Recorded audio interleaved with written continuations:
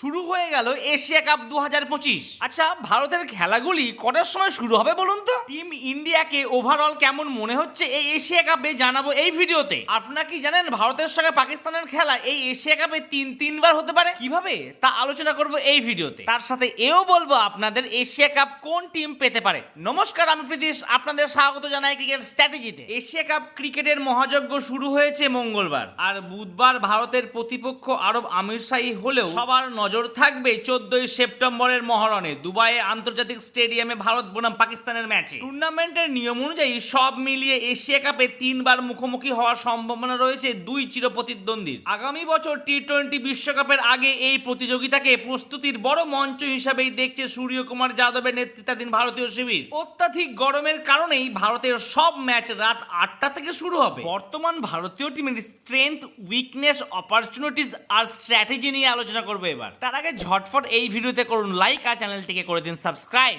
ভারতীয় টিমের প্রথম স্ট্রেংথ হচ্ছে 1 থেকে 11 প্রত্যেকটি প্লেয়ারই। আর উইকনেস বলতে গেলে যাকে প্লেইং 11-এ সিলেক্ট করা হবে না তার প্রতি যেন অন্যায় হবে, কিন্তু কি আর করা যাবে, খেলবে তো 11 জনই, তাই টিম যাই করুক না কেন সমালোচিত হবেই। এটি অবশ্য উইকনেস না বলে প্রবলেমই বলা যেতে পারে ভারতীয় দলের। আর অপরচুনিটিজের কথাই যদি বলতে হয়, ভারতই হবে এই এশিয়া কাপের চ্যাম্পিয়ন টিম। আপনারা লিখে নিন 9th নাম্বার এশিয়া কাপের চ্যাম্পিয়ন হবে ভারত। আর স্ট্র্যাটেজির কথা যদি বলতে হয়, খুব ইজি। মাঠের ডিউ পড়ছে কি পড়ছে না সেই দেখে টিম সিলেক্ট করতে হবে। আর প্রথমে ব্যাট করে চোখ বন্ধ করে 200 থেকে 220-র ভিতরে রান রাখতে হবে, কারণ এই আবুধাবির পিচগুলি হচ্ছে পাটা পিচ, অর্থাৎ ব্যাটিং পিচ। এই এশিয়া কাপে পাকিস্তানের অবস্থা নাম বহুত বাড়ে মগর দর্শন বহুতই ছোটে। 2009 সালে লাস্ট টি-20 ওয়ার্ল্ড কাপ জিতেছিল, কিন্তু ভুলে গেলে চলবে না জয়সূর্যার শ্রীলঙ্কা টিম আর রশিদ খানের আফগানিস্তান টিম দুর্দান্ত, কিন্তু তারা ফর্মে রয়েছে। তো বন্ধুরা, খেলা তো জমবে কি,